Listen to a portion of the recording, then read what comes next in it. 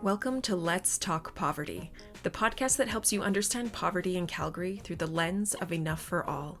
It tackles the stigma surrounding poverty, challenging biases and assumptions. From the voices of lived experience to community members to highlighting raw data, we speak with subject matter and policy experts, community leaders, and you to explore the root causes of poverty in our city and how we can come together to make changes that matter. Let's Talk Poverty is recorded in Treaty 7. The lands of the Blackfoot Nations, the Siksika, the Piikani, and the Kainai. We also acknowledge the Tsuut'ina and Stoney Nakoda First Nations and the Métis Nation of Alberta, Districts 5 and 6. Welcome to Let's Talk Poverty. I'm Jaclyn Silbernagel, and today I'm joined by Vinod Rajasekaran, award-winning innovator and CEO of Future of Good, to explore how we move beyond Band-Aid solutions towards systems breakthroughs, how shifting systems, not just symptoms, can reduce poverty. We're going to talk about what it takes to unlock lasting impact and the role of possibility and reimagination. Vinod, welcome. Thank you so much, Jaclyn, for having me. So good to have you here. And to kick things off, maybe you can help our listeners get to know you a bit better. If you could choose 5 words to describe yourself, what would they be? This is always a tough one for me, mostly because English is not my first language. So I'll give you 5 words in Telugu. Perfect. Let's start there. that would not, I don't think, help a lot of listeners. But 5 words off top: runner, bookworm, cooking, traveler, and unrealistic. Fantastic. I think that's a great starting point. From there, do you want to jump in and tell people a little bit more about the work that you lead? Yeah, sure. I'm the CEO of Future of Good. We're a not-for-profit organization. And we're obsessed with illuminating the important shifts and transformations that are shaping the social purpose world in the next decade. And there are a number of shifts and transformations in a range of areas like artificial intelligence, equity, inclusion, reconciliation, health and well-being of people working in the social purpose sector, philanthropy and funding models, impact investing and social finance, and a whole lot more. So we're obsessed with these types of shifts. We really feel like these shifts are going to be game-changing for change makers in the next 10 years. So we illuminate shifts and transformations in a few different ways. One is through journalism. So we have, as an example, journalists across the country, and they tell stories of solutions and shifts in AI, as an example. And Charlene Gandhi is our AI and tech journalist. We also do this through research. So just in May this year, we released our first ever Changemaker Wellbeing Index. In November of last year, released our first top 50 equitable funders rankings. And I was very happy to say Calgary Foundation was actually ranked number 2 in the country, which was fantastic. And they're doing some extraordinary work. So it was really lovely to see. Third way we do this is through learning experiences. So webinars, conferences, summits, peer-to-peer exchanges, etc. We recently hosted Canada's largest social finance and impact investing conference called Social Finance Forum. And this is something that is in person over a couple of days. And really, we end up having some workshops and some pretty nuanced discussions about how to move capital to where it's needed the most. So those are the 3 sort of ways we do this. We also, every year at the end of January, we publish our annual Trends and Tensions Shaping Social Purpose Leadership Report. And we've done this, it's like 5 years now, and it's become a must read for boards, managers, directors, team leads, senior teams, and they use it to, for their own annual planning, for their strategic planning, and really kind of get a sense of what to watch for the year. Fantastic. Yeah, I guess if you can back it up a little bit, in terms of social purpose, that may not be a term that everyone is super familiar with. So when you're talking about social purpose, I feel like you've talked about a couple of different things, but like what does that mean, maybe from maybe a simpler definition perspective? Right. Yeah. So any team, regardless of which sector they work in, so corporate, government, NGO, academia, any kind of sector, any team that has as its part of its mandate, is to better their community or better the world. That's what we sort of describe as, a social purpose team. And so you could be a social purpose team inside, a corporate. You could be a social purpose team on a particular sort of policy file in government. And so any team that has a mandate to improve the lives of others and create an inspiring future, that's our definition. Perfect. And I know you often talk about the question, how can we unlock the potential of change makers? And I'm really curious about what you've learned as you've attempted to answer that question over the years. Right. This question has been a through line in my career. And maybe one way to think about this is I would invite the listeners to just close their eyes for 5 seconds and picture a cause they are super passionate about and they have been passionate about for a number of years. And reflect on how that fires you up, right? How that cause really fires you up in your heart, in your belly.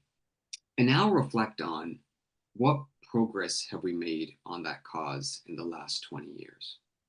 We have incredibly creative, capable, and extraordinary people across this country.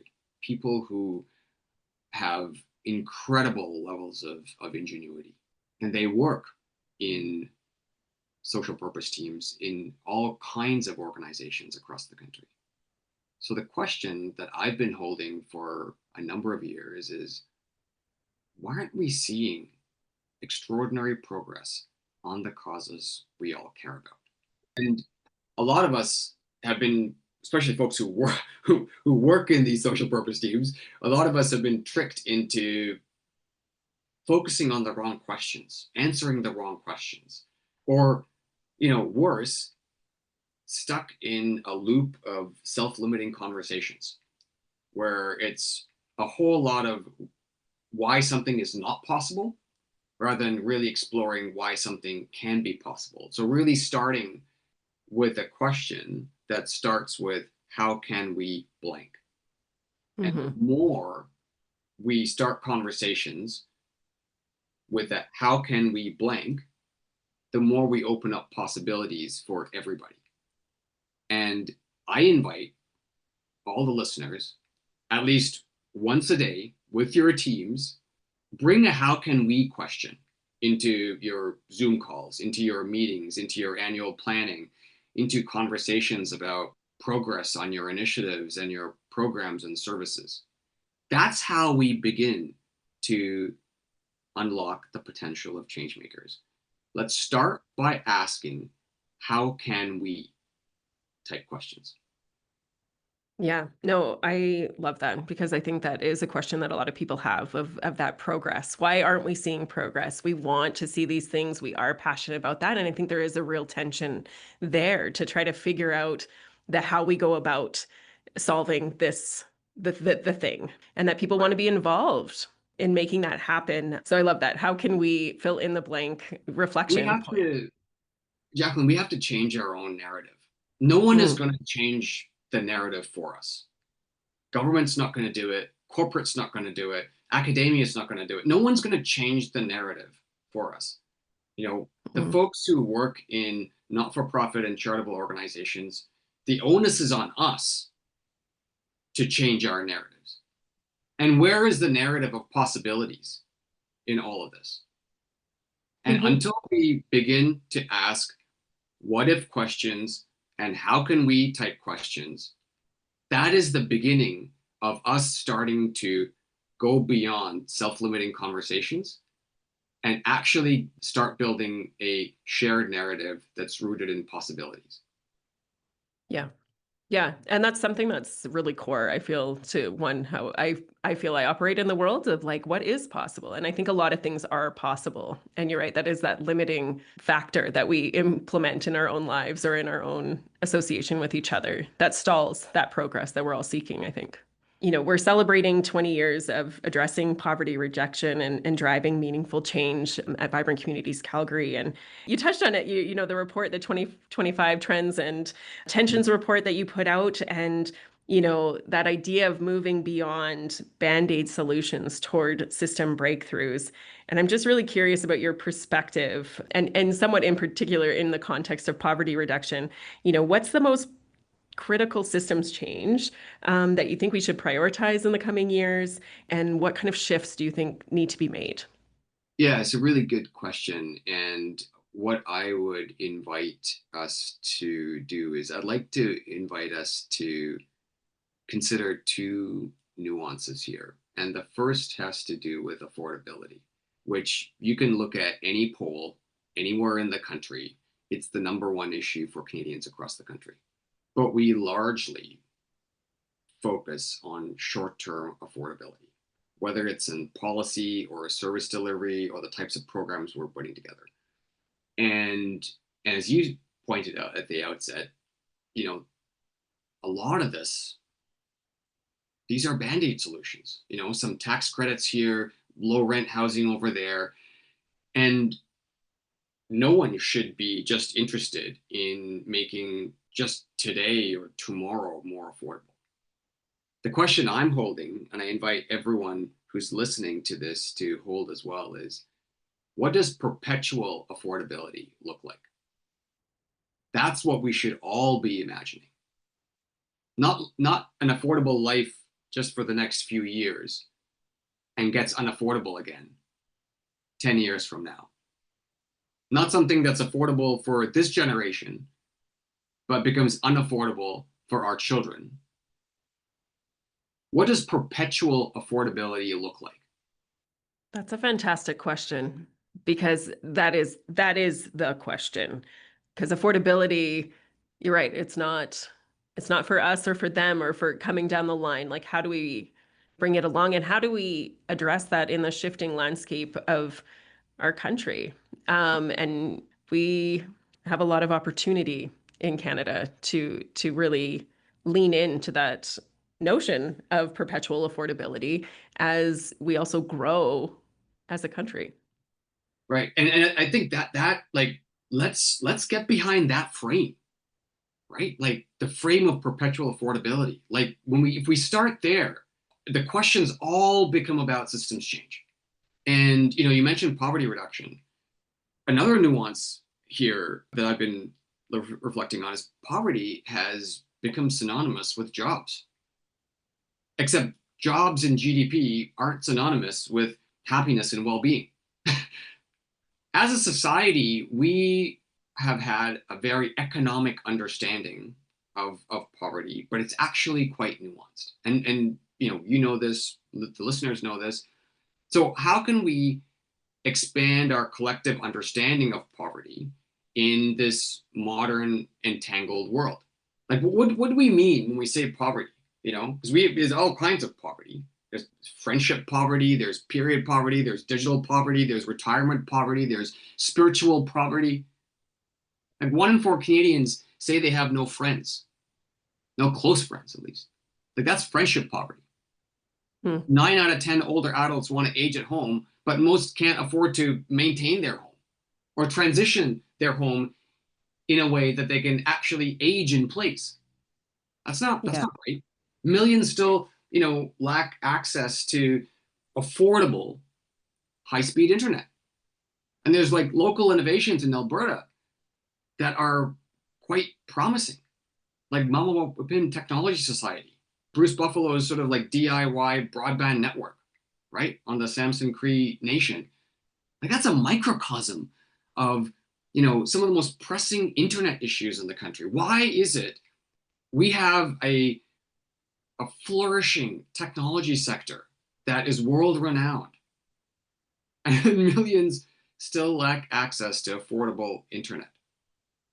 So we need deep insights on these difficult problems.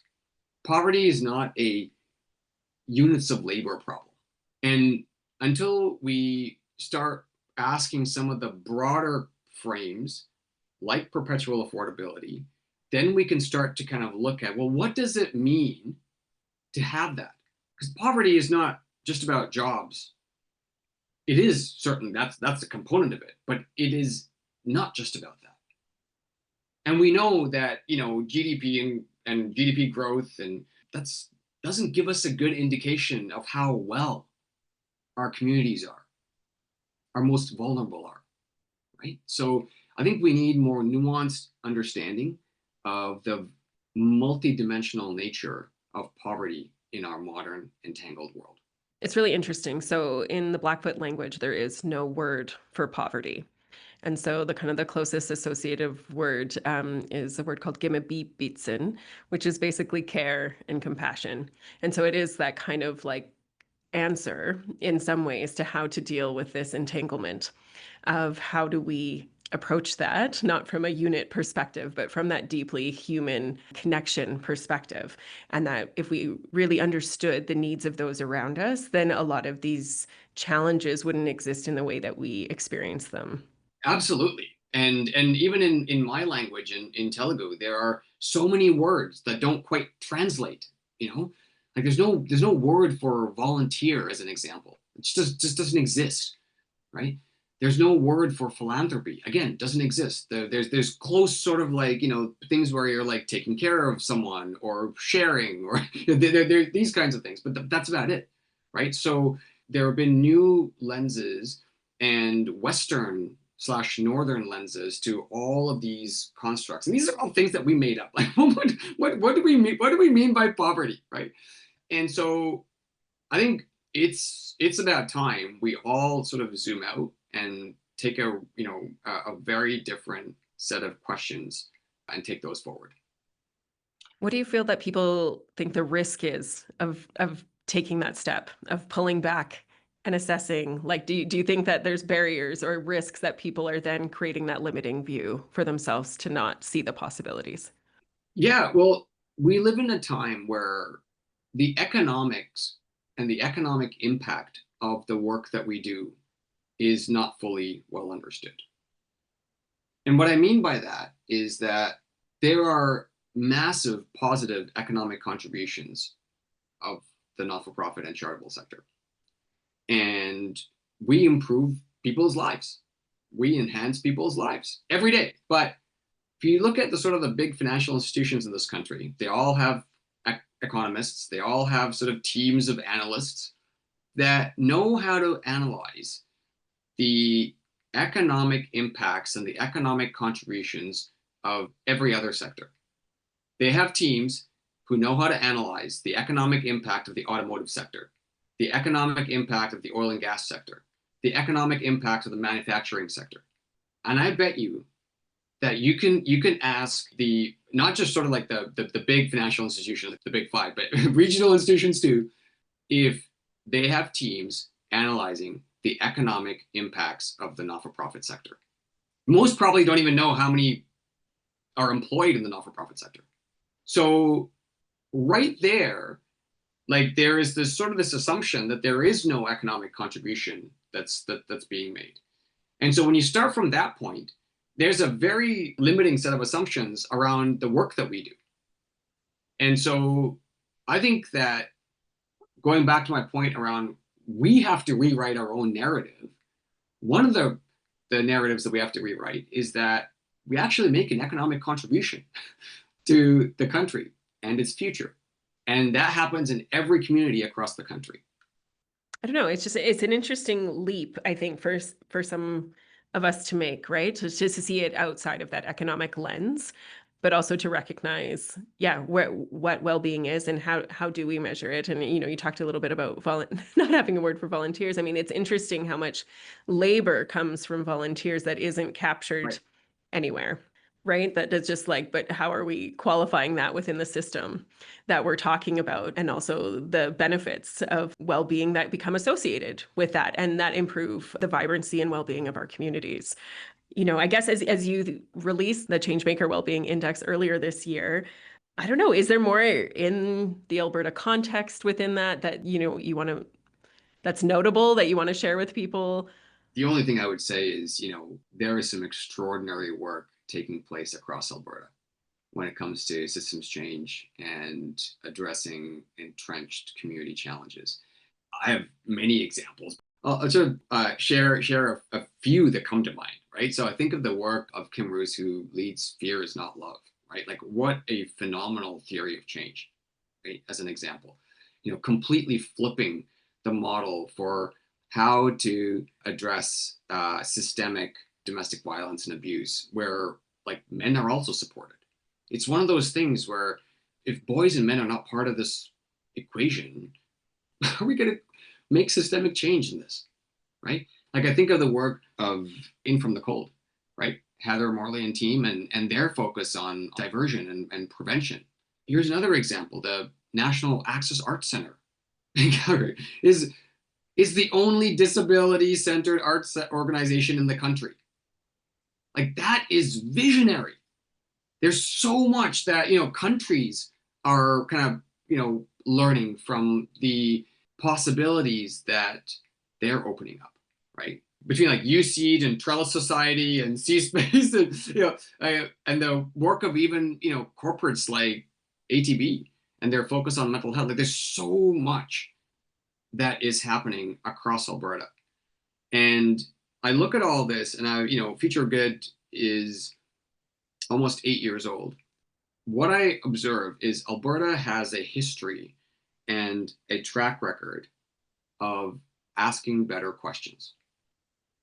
From, Energy Futures Lab to C-Space to Help Seeker to Trellis Society, to Fear is Not Love. How can we bring that audacity to the rest of the country? That's an interesting question and an interesting challenge to pose to people to do it. Yeah.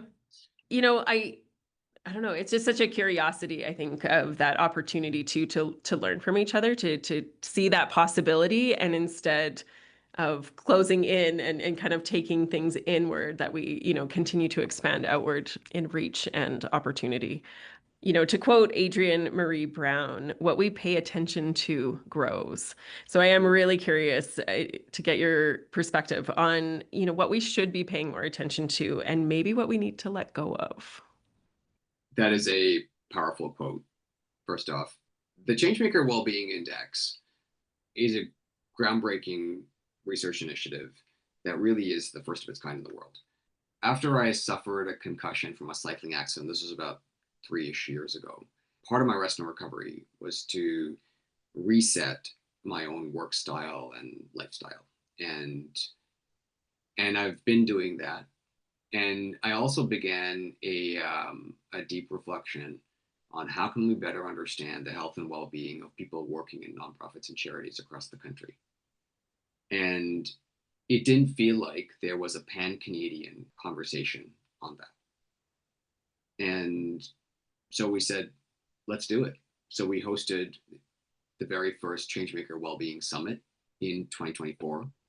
And that led to a number of conversations around there isn't enough data and evidence, certainly not to give us a sort of a fulsome picture. And so we partnered with Environics Research and surveyed more than 1,100 nonprofit workers across the country in all kinds of different causes, types of organizations, national, regional, local, etc., executive teams, frontline teams, and so on. And listeners can see the full report online at wellbeingindex.ca. And there's all kinds of insights in there, mental health, food insecurity, stressors caused by lack of operational funding. That's an actual thing. And you ask the question, what do we need to pay attention to? One of the things that we need to pay attention to is, through this research, what's been illuminating is that nearly 50% of workers are at risk of leaving their jobs in the next 6 months. 50. Just think about the community that you live in, wherever you live. I'm originally from Nova Scotia. I come from a small town called Truro, which when we moved there was about 8,000 people. Now is more like 20,000. But picture your community. And if 50% of people who work in community services organizations in your community leave their jobs, what happens to your community? We need to pay attention to our talent. We need to pay attention to deeply figuring out together how can we take care of our extraordinary talent, because this is the risk. And then the other side of that coin, because you said, what do we need to let go of? I would say it's the assumption that we're all robots. We're not robots. And sometimes we're treated like bad robots. We're humans. We have lived experiences. We have rich imaginations. We come from ancient cultures. We carry a ton of intergenerational wisdom. We're not robots. And so let's really dig into who we are as people, what we bring to the table, and look at that and kind of go, wow, how can we unlock the potential of these folks?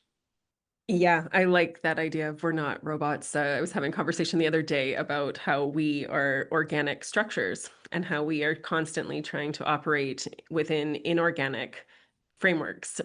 So whether that's a 24-hour news cycle or different things, and that we are actually not situated to operate 24 hours a day, 7 days a week, and how that really starts to break down. And I think that also, has an interesting association to then how we relate to each other on that truly deeply human organic level. And then, when we go back to your comment around, that breakdown, I think, of potential around our systems of care and the people who are choosing to, one, work in those systems, but are at risk of leaving those systems, and the impacts on our communities is something that requires our attention. And of course, I think it too adds, some additional stressors back to the robot conversation around the implications of AI, right? I think it's still very Right. much an unknown, and I think everyone's trying to figure that out. But, when we And circle back to the economy and units, right? Like, what is that? There could be much broader implications in the future related yeah, to work and value and well-being that well, need to be understood right. and assessed. Yeah. Yeah, absolutely. Listen, like I think this is an invitation. This is an invitation for all of us to really zoom out, right? Zoom out beyond our current economic theories and paradigms. And if we all really zoom out, and this matters because you said AI, right? So if we all really zoom out, and that's the invitation, we'll see that economic theories are getting rewritten. The old units of economics are human based. They're not designed for an economy of machine intelligence and machine labor. The current paradigms of economics, it's all about humans as units of labor and production. And in the not too distant future will be a time when humans and machines have an economic relationship. We'll buy from machines, machines will buy from us, and machines will buy from other machines. And here's where things will get more complicated. Machines will generate wealth for themselves. So I would like to see some sophisticated discussions on exactly what you said, like on economics and wages in this emerging reality. I'd like to see leaders come together to collectively reimagine our shared economics. What is value? What do we value? Like, what's the value of a tree? It's not lumber. Trees offer so much more. So, what's the value of shade? What's the value of oxygen? What's the value of the cooling effect from tree canopy cover on hot days? And what's the value of the regenerative nature of the topsoil? The value of a tree is not lumber. We've reduced it to lumber. So we're at a point in time where the invitation is a complete reimagination of value. And perhaps this is where we can actually begin to determine what is the value of not-for-profits. We know how to value businesses. There's all kinds of formulas. If I wanted to do a valuation of a business, could be a family business, it could be a publicly traded company, it could be a solopreneurship, it could be a freelance. There's formulas to determine how to value a business, but we don't know how to value not-for-profits. Why? That's my question as well. Why? Why do we not see the value, and why are we, I guess, kind of putting on blinders to not see the value in some ways? Right? So we need a new economic paradigm and an economic framing that begins with here's how you value not-for-profits. And not in the sort of the old paradigm of humans and units of labor and production, but in the emerging reality, which includes machine intelligence, which includes the machine economy. But that's the invitation, Jaclyn. Yeah. And it's a great and grand kind of invitation, that idea to reimagine the value of things in our society, whether it is a tree or whether it is a sector in an industry, leads to the possibilities. This notion that we live in a complex world is understanding that when things start to change or they're starting to fall apart, it's actually the opportunity to build the new thing that we actually need or that we actually want to see in our communities and in our societies. So, yeah. In all this work that you do, and obviously some deep thinking about how we unlock the potential that of all things, are you hopeful? Very much. Very much. Yeah. And I say that, with the backdrop that if you look at the recent Statistics Canada survey, hopefulness across the country is declining. And it doesn't matter, which province or demographics or, urban versus rural, like however you split it up across the board, it's on the decline. And there's lots of reasons for that. But I think that now is the moment for us to, as hard as it can be sometimes, to bring a little bit of hope with us in everything we do. And going back to some of the earlier things that we said, it's important for us to know the conditions that we operate in, which is why we publish things like the Changemaker Wellbeing Index. It's important because without fully understanding and getting a richer picture of the conditions we all operate in, it's impossible to create change. Create change based on what? But that's not an excuse to not be hopeful. And the opportunity space and the invitation is to actually look around you. And I bet you, wherever you are, at work, outside, at home, with your family, with the kids, with your parents, grandparents, aunts, uncles, whatever, even if you, and this is something that I started doing a number of years ago, but even if you just write down 3 things that gave you hope that day, it is a game changer. And they don't have to be big, grand things. They just have to be small things.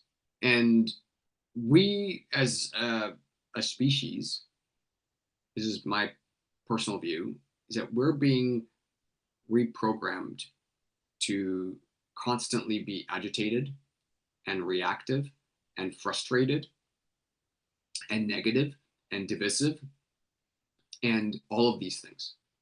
Deep down, like, we are a hopeful species. We look at tomorrow positively. We look at everything around us in a positive way. And so I think we can get all that back.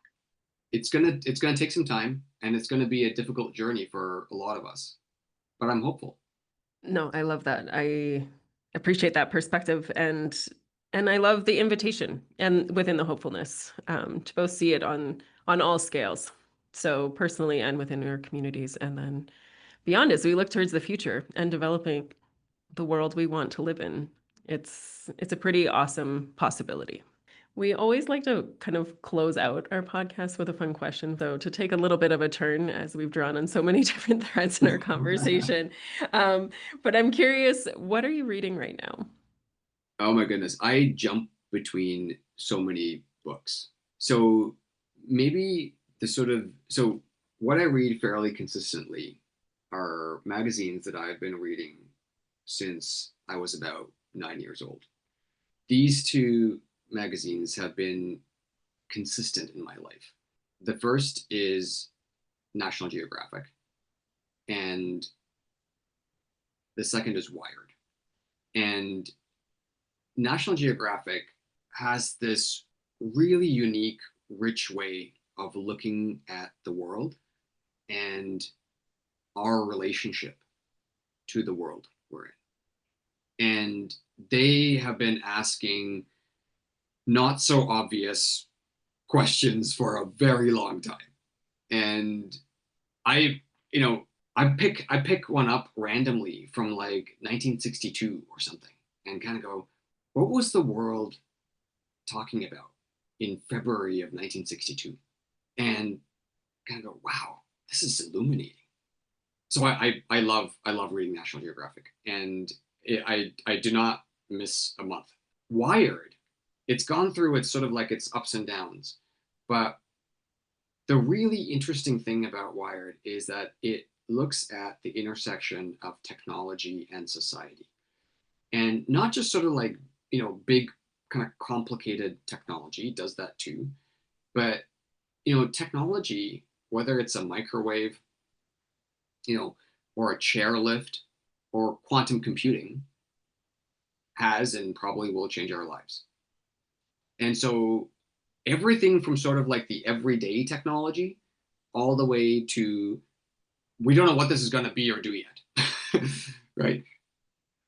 They look at and they look at it and kind of go, how might humans benefit from this? How might humans relate to this? Like these are the questions that they're diving into.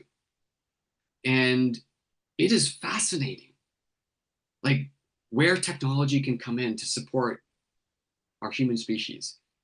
I was reading a story the other day about half the world, including Canada, has an aging population.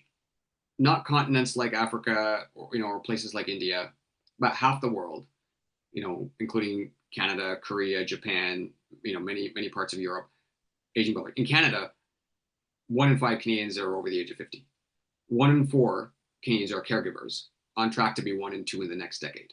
So just to give you a bit of a, right? So, and what's really interesting is because we've framed up our communities in a way that there is very little intergenerational interaction, the supports for older adults in our communities are pretty weak.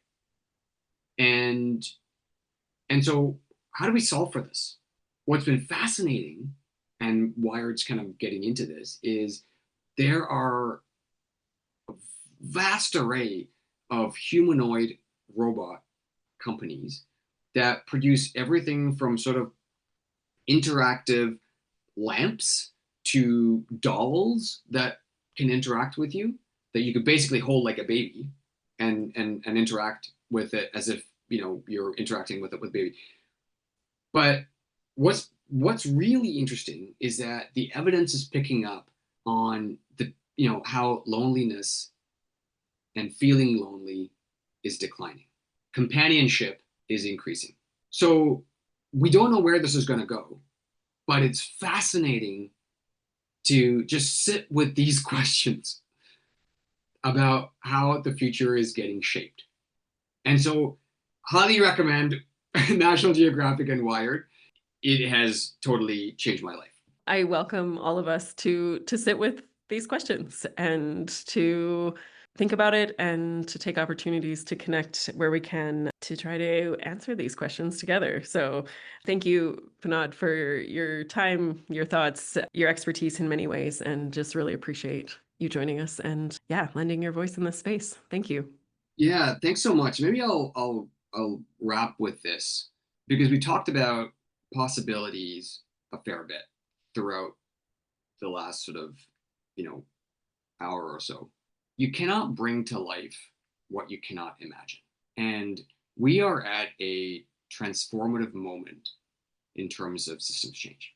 And this is a moment that doesn't just call for small tweaks in policy, but it requires us to build the next versions of how we make policy. It's not just about slightly better outcomes in the same system, which is what most of us are focused on. It's about imagining and building alternatives that make the current approaches obsolete. So it's not just about, if we just take sort of, something we all know, boards of directors as an example. It's not just about adding more young people or Black people or brown folks or queer folks to your board. It's about being daring and reimagining Robert's rules. It's a moment where our grandchildren are going to look back at this time and they'll either wonder why a lot of us just sort of kept comfortable and binge watch a whole bunch of random things on Netflix and ordered Amazon Prime and didn't do a whole lot and offloaded difficult things to the next generation, or they'll remember us very differently as a people who changed the initial conditions of the future. Well, that is a deep question to leave us with. What conditions are we going to leave, and what is the narrative we are going to leave behind? Thank you. Thanks so much for having me. Really appreciate it and really enjoyed the last hour or so. Thanks for listening to Let's Talk Poverty. Subscribe, check out more episodes on enoughforall.ca, and follow us on social at Vibrant Calgary. Thanks for listening.